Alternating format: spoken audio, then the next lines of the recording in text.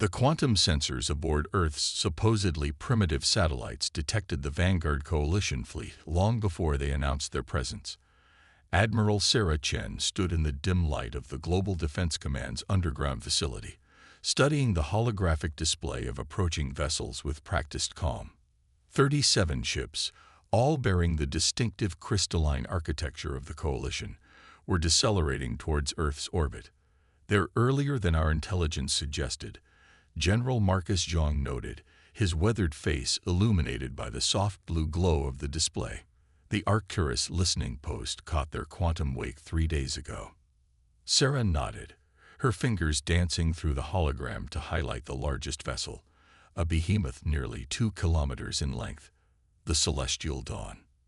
Their flagship. "Our deep cover agents confirm it carries High Chancellor Vexthor himself." The room, carved deep beneath the Himalayan mountains, housed Earth's true command center.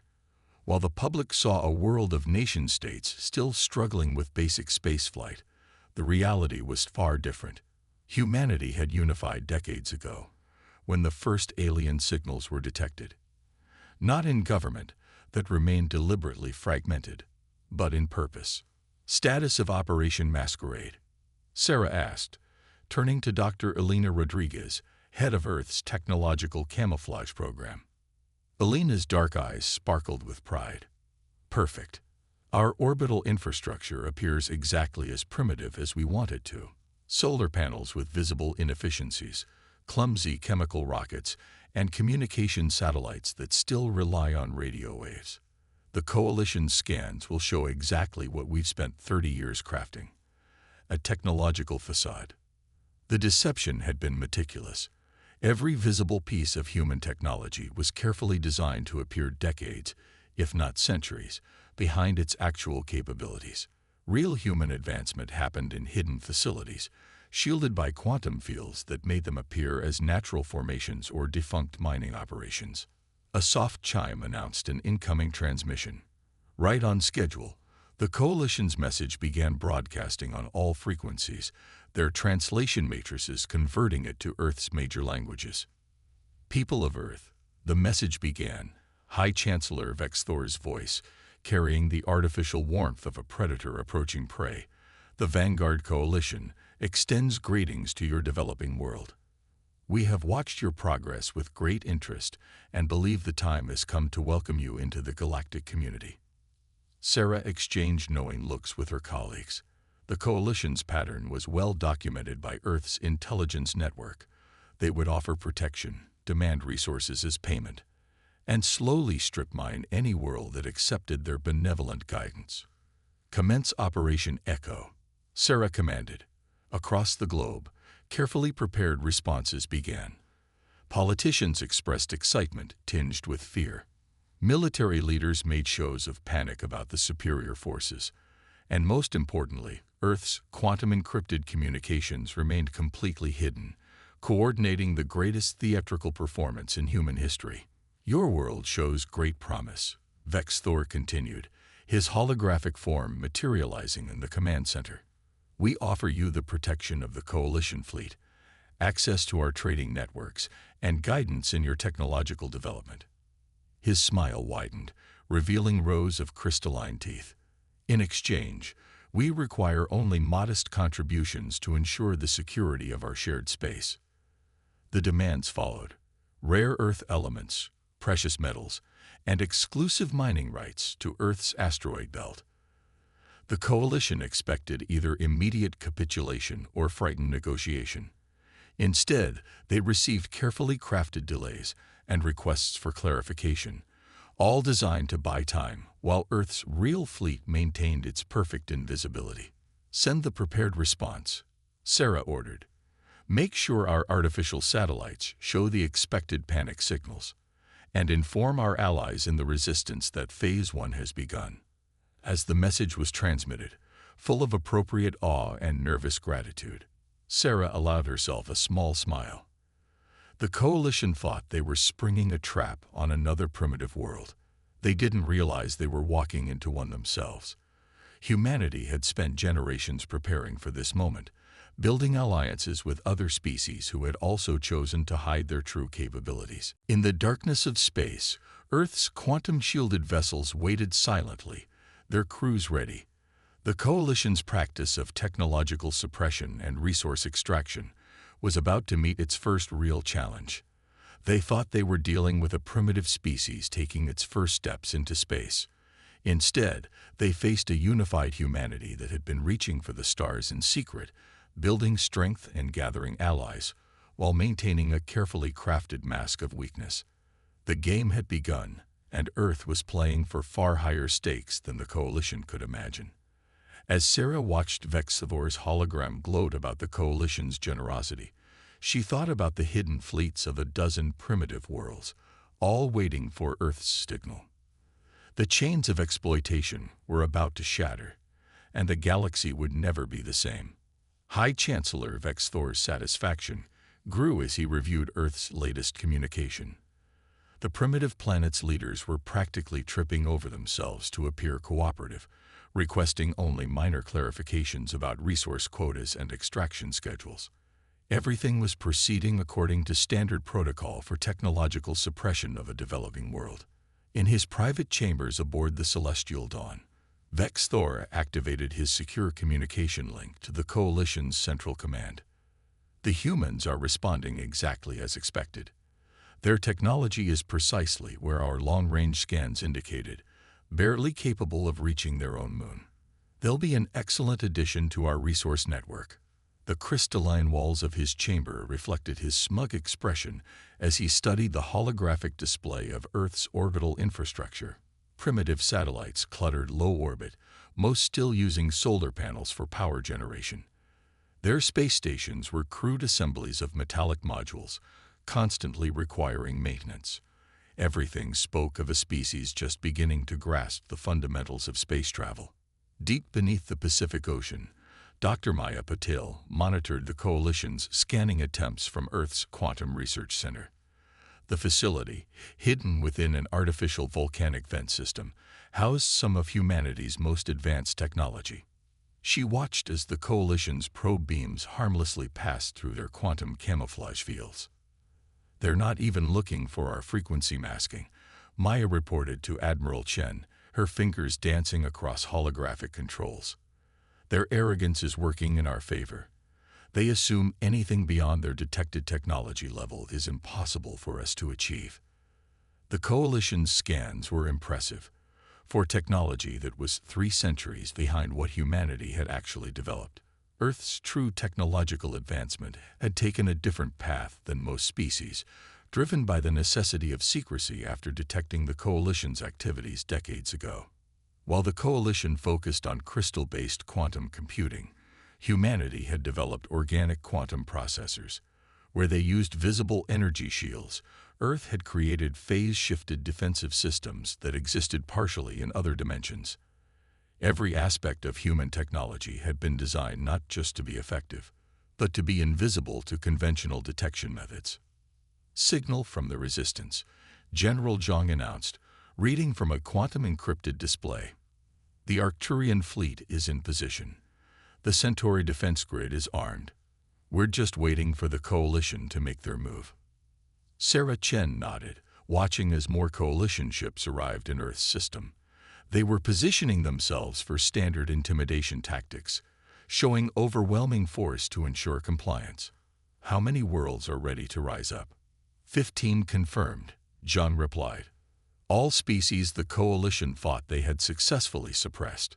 The Arcturians have been hiding their true capabilities for nearly a century.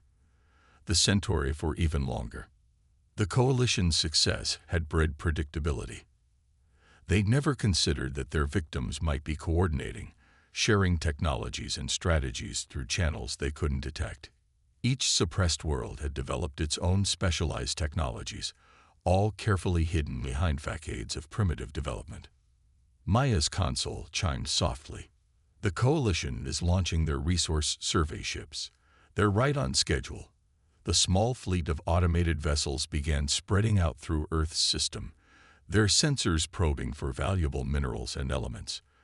They would find exactly what Earth wanted them to find: carefully positioned resources that would draw them into precise locations. "Begin Phase 2, Sarah commanded. Across Earth's solar system, hidden quantum transmitters activated, sending synchronized signals to their allies. The Resistance Fleet commanders acknowledged receipt, maintaining their perfect stealth as they maneuvered into attack positions. The Coalition's resource demands were designed to cripple developing worlds, stripping them of materials crucial for technological advancement. But Earth and its allies had spent years stockpiling resources, preparing for this moment. The Coalition would find their carefully planned extortion scheme transforming into a trap of unprecedented scale. In orbit, Coalition survey ships began reporting their findings.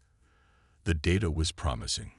Rich deposits of rare earth elements, significant platinum group metals, and even traces of exotic materials they hadn't expected to find. Vexthor reviewed the reports with growing excitement, never noticing that each discovery drew his ships further into carefully planned killing zones. Maya's team monitored the Coalition's internal communications, their organic quantum processors easily breaking through encryption that the Coalition considered unbreakable. Every command, every ship movement, every strategic decision was being analyzed and countered before it was even fully implemented. "They're deploying their mining vessels," Zhang reported.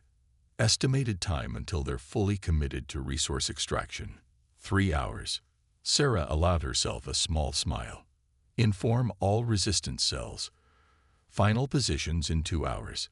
When the Coalition begins their mining operations, they'll have their entire fleet spread across the system, focused on resource extraction. That's when we show them humanity's real face." The Coalition's mighty ships continued their deployment, their crews confident in their technological superiority. They never noticed the quantum ripples in space around them, never detected the hundreds of advanced vessels moving into position, never suspected that their routine resource extraction mission was about to become the catalyst for a galactic revolution. The first sign that something was wrong came from a junior sensor operator aboard the Coalition mining vessel Crystalline Seeker. The quantum resonance readings from asteroid CB 775 didn't match their preliminary scans. Before he could report the discrepancy, every Coalition ship in the system received the same transmission, a simple message that shattered their certainty. "The terms of your protection are respectfully declined." In his command chamber, Vexthor's crystalline teeth ground together as the message continued, now broadcast on all frequencies in perfect Coalition standard.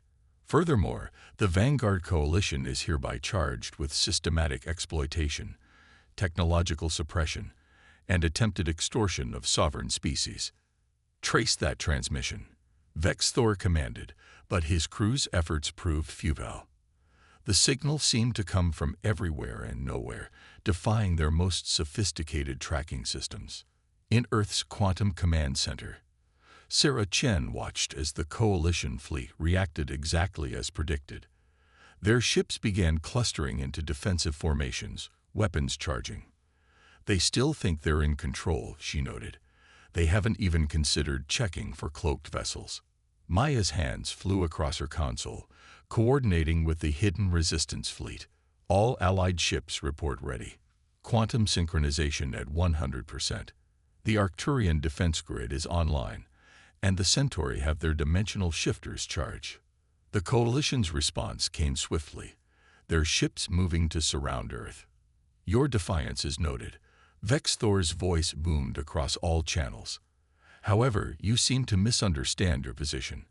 Our sensors show no defensive capabilities that could possibly." His voice trailed off as Earth's quantum camouflage began to fail, precisely as planned. Like veils being lifted, hundreds of advanced human installations appeared across the solar system. Orbital defense platforms, automated drone swarms, and massive energy collectors shimmered into visibility. "Impossible," Vexthor whispered, watching as his tactical display updated with thousands of new contacts. "These readings, they can't be real." "Oh, they're very real," Sarah's voice replied, transmitted directly into his private chamber. "And we're not alone." Across the solar system, other ships began decloaking. The Arcturian fleet, Their organic ships, shaped like massive sea creatures, rippled into view. Centauri vessels, composed of pure energy contained within geometric frameworks, blazed like newborn stars. Each revealed fleet represented a species the Coalition had tried to suppress, now armed with technologies far beyond what their oppressors could imagine. Maya's quantum processors intercepted and decoded the Coalition's frantic communications. "They're trying to call for reinforcements," she reported with a slight smile. "But they're finding their quantum channels surprisingly unreliable." The Coalition fleet's defensive formation tightened as Vexthor tried to regain control of the situation. "Whatever primitive weapons you've cobbled together, they cannot match Coalition technology. This defiance will only result in your destruction." "You still don't understand," Sarah replied. "We're not showing you our weapons. We're showing you our restraint." At her signal, Earth's quantum defense grid activated. Invisible fields of altered space-time enveloped each Coalition vessel, isolating them from each other and cutting off their escape routes. General Zhang stepped forward, his voice carrying to every Coalition ship. "For decades, you've built your empire on the assumption that younger species could be easily controlled. You never considered that we might choose to appear weak, that we might study you, learn your patterns, and prepare." The Coalition ships' engines flared as they tried to break free of the quantum fields, but their efforts were useless against technology they couldn't even detect. One by one, their weapons powered down as Earth's phase-shifted interference fields penetrated their shields. "Your ships are now contained," Sarah announced. "Your weapons are neutralized. But unlike you, we're not here to conquer or exploit. We're here to offer a choice." Maya's displays showed the status of every Coalition vessel, their crews confused but unharmed, their systems intact but unable to function. The trap had worked perfectly, turning their own arrogance against them. "You can join us in creating a new galactic order," Sarah continued, "one based on mutual respect and genuine cooperation. Or you can remain isolated while we dismantle your empire of exploitation. The choice is yours." In his chamber, Vexthor stared at the tactical displays showing his fleet, the pride of the Coalition, completely neutralized by species he had considered primitive. His empire of careful manipulation and technological suppression had been undone not by force, but by patience and clever deception. The revolution had begun, but not with the violence the Coalition had expected. Instead, it started with a demonstration of power so overwhelming that resistance was pointless. As Vexthor considered his options, the combined fleet of former victim species held position, their advanced technologies a silent testament to the futility of the Coalition's outdated philosophy of domination through force. The next 48 hours transformed the galaxy's political landscape. As news of the Coalition's defeat spread through quantum channels, other suppressed worlds began revealing their true capabilities. The carefully maintained facade of Coalition dominance crumbled system by system, sector by sector. In the diplomatic chamber of Earth's orbital station, Genesis, Admiral Sarah Chen watched the holographic display tracking the cascade of revelations.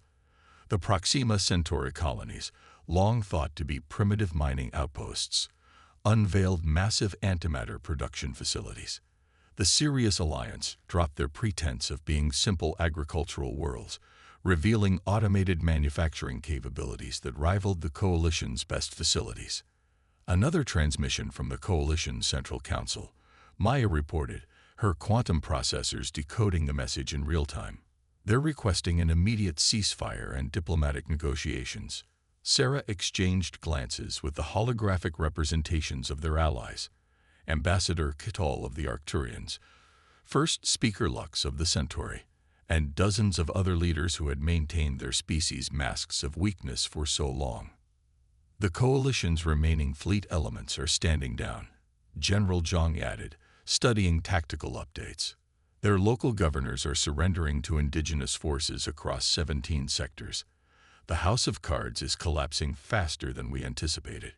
In his secured quarters, now effectively a comfortable prison cell, High Chancellor Vexthor watched his empire dissolve. The Coalition's careful system of technological suppression had been built on the assumption that developing species would compete with each other, making them easy to manipulate and control. Instead, they had cooperated in secret, sharing innovations and preparing for this moment. Maya's console chimed with priority alerts. The Pleiades Defense Force just went public. Their quantum shielding technology is remarkable. Her eyes widened as she studied the incoming data. They've been hiding capabilities we hadn't even theorized.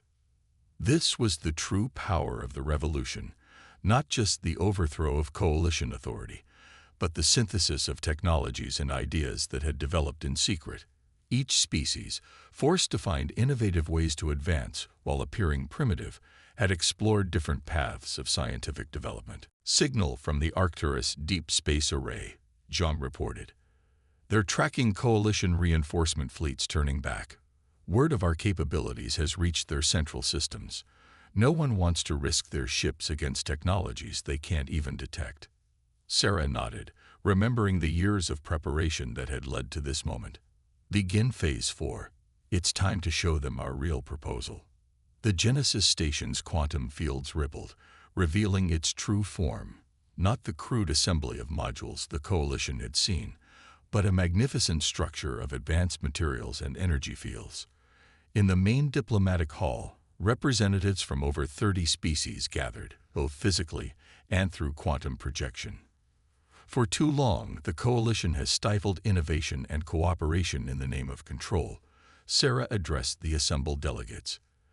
They believed that by keeping us isolated and competitive, they could maintain their power. Instead, they created the perfect conditions for a different kind of advancement. The holographic displays showed the combined technological achievements of the allied species: Arcturian organic computing, Centauri dimensional physics, Earth's quantum field manipulation, and dozens of other innovations that had developed in secret. We don't seek to replace the Coalition's empire with another, Sarah continued. Instead, we propose a new model of galactic cooperation, each species contributing their unique perspectives and discoveries, advancing together rather than through suppression and control. Maya's quantum processors registered the surge of communications across the galaxy as the message spread. Coalition member worlds, seeing the tide of history turning, began reaching out through diplomatic channels. Many had their own secret developments, hidden even from their Coalition masters. In his quarters, Vexthor received a final message from the Coalition Central Council. His position was terminated, and he was to assist in the transition to the new galactic order. As he processed this radical change in his fortunes, he couldn't help but admire the elegance of the trap that had ended his empire. The Coalition had spent centuries building their power through division and suppression. In doing so, they had inadvertently created a network of hidden technological advancement that surpassed their own capabilities. Their victims, forced to innovate in secret, had explored paths of scientific development that might never have been discovered in open competition. As the diplomatic conference continued, the first joint scientific exchanges began. Each species brought forth their hidden achievements, their secret innovations, their unique solutions to the challenge of advancing while appearing primitive. The synthesis of these different approaches promised to accelerate galactic development far beyond what the Coalition's system of suppression had achieved. The age of hidden strength was ending. The age of open cooperation was about to begin, and it promised changes that would reshape the galaxy in ways even Earth's careful planning hadn't fully anticipated. 1 year after the Coalition's fall, the Genesis station hosted a very different gathering. The Galactic Cooperation Summit brought together representatives from over 200 species, including former Coalition worlds. The station's quantum-enhanced architecture had expanded to accommodate them all, its crystalline spires and organic curves reflecting the merged technologies of dozens of civilizations. Admiral Sarah Chen, now serving as Earth's representative to the newly formed Galactic Council, stood at a viewing window watching ships arrive. Each vessel represented a different approach to space travel, from the energy-based Centauri crafts to the biological Arcturian ships, from Earth's quantum-shifted vessels to the reformed Coalition's crystal ships. Amazing how much can change in a year, Maya said, joining her at the window. The quantum researcher had become the head of the United Scientific Exchange, where species shared their technological innovations openly. The coalition spent centuries trying to prevent exactly this kind of cooperation, and created it instead, Sarah replied, watching as a Pleiadian ship phased into view. Its technology still surprising even their most advanced scientists. By forcing us all to advance in secret, they made us explore paths they never imagined. The main conference chamber had been transformed into a showcase of combined technologies. Former coalition scientists worked alongside those they had once tried to suppress, their genuine excitement at discovering new approaches replacing their old arrogance. The quantum displays showed the results of their collaboration. Achievements that would have been impossible under the old system of isolation and competition. General Zhang, now retired from military service and serving as a diplomatic advisor, approached with a holographic report. The last of the coalition's suppression protocols have been dismantled. Every world is free to develop at its own pace, with access to the combined knowledge of all member species. The implications of this freedom were already becoming apparent. Worlds that had appeared primitive were revealing centuries of hidden cultural and philosophical advancement, developed alongside their secret technologies. The galaxy was discovering that technological progress wasn't the only measure of civilization. In a quiet corner of the station, former High Chancellor Vexthor sat with a group of young scientists from various species, including humans. His role had transformed from ruler to teacher, sharing the coalition's technological knowledge while learning approaches his people had never considered. The humbling experience had changed him, as it had changed many former coalition leaders. The coalition's fundamental mistake, he explained to his students, was believing that power came from suppressing others. We never considered that true strength might emerge from voluntary cooperation. Maya's quantum processors, now integrated with systems from a dozen other species, monitored the ongoing scientific exchanges. The combination of different technological approaches was producing breakthroughs at an unprecedented rate. Problems that had stumped individual species for centuries were being solved through the application of multiple scientific paradigms. New contact, Sarah noted, watching the ship emerge from previously unknown space. Another species the coalition tried to isolate, coming forward now that it's safe. These revelations had become common as formerly hidden civilizations chose to join the new galactic community. The ship's design was unlike anything they had seen before, suggesting yet another unique path of technological development. Sarah smiled, remembering how the coalition had believed their crystal technology represented the peak of possible advancement. How wrong they had been. In the main chamber, representatives discussed the establishment of the Galactic Exchange, a network of scientific and cultural sharing that would ensure no species would ever again be forcibly suppressed. The irony wasn't lost on anyone. The coalition's attempt to maintain power through division had led to the greatest unification the galaxy had ever seen. To think, Maya mused, they came to Earth expecting to find another primitive world to exploit. Instead, they found the key to their own transformation. Sarah nodded, watching the proceedings. Earth's role had been crucial, not because humans were superior, but because they had recognized the pattern and taken the initiative to coordinate resistance. By reaching out to other suppressed species, by sharing the idea of hidden advancement, they had helped create something far greater than just another empire. The new galactic civilization taking shape wasn't based on dominance or control. It was built on the principle that had allowed the suppressed species to advance in secret.